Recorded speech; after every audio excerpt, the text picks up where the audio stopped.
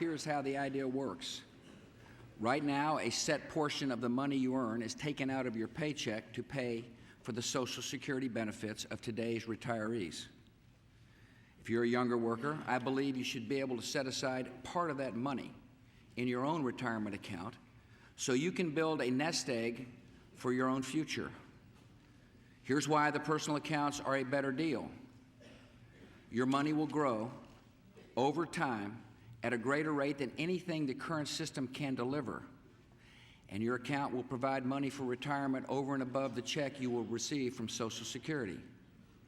In addition, you'll be able to pass along the money that accumulates in your personal account, if you wish, to your children and grandchildren. And best of all, the money in the account is yours, and the government can never take it away.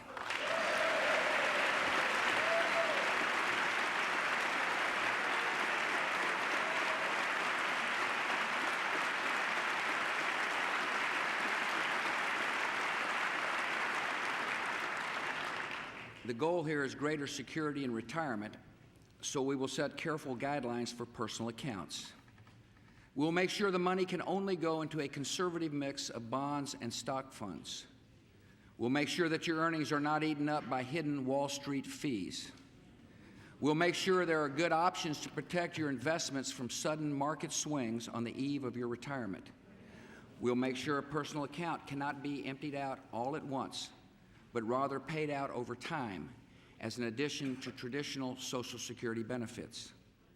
And we will make sure this plan is fiscally responsible by starting personal accounts gradually and raising the yearly limits on contributions over time, eventually permitting all workers to set aside 4 percentage points of their payroll taxes in their accounts.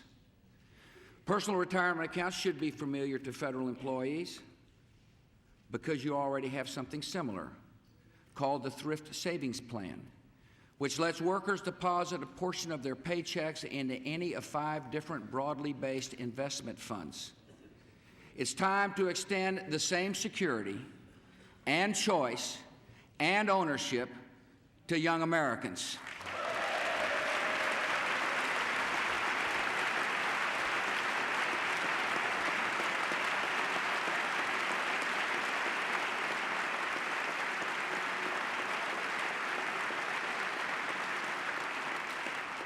Our second great responsibility to our children and grandchildren is to honor and to pass along the values that sustain a free society. So many of my generation, after a long journey, have come home to family and faith and are determined to bring up responsible, moral children. Government is not the source of these values, but government should never undermine them. Because marriage is a sacred institution and the foundation of society, it should not be redefined by activist judges.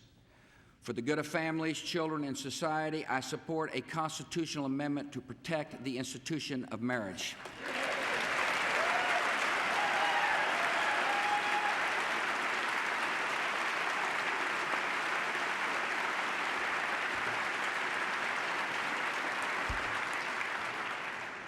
Because a society is measured by how it treats the weak and vulnerable, we must strive to build a culture of life.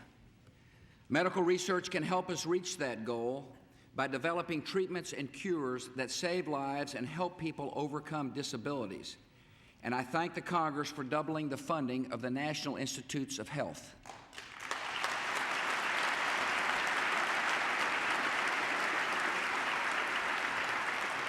To build a culture of life, we must also ensure that scientific advances always serve human dignity, not take advantage of some lives for the benefit of others.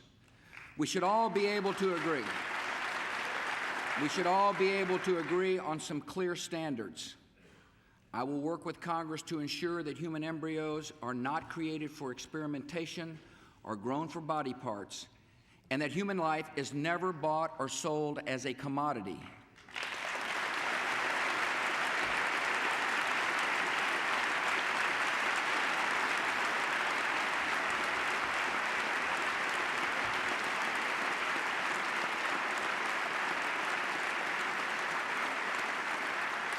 America will continue to lead the world in medical research that is ambitious, aggressive, and always ethical.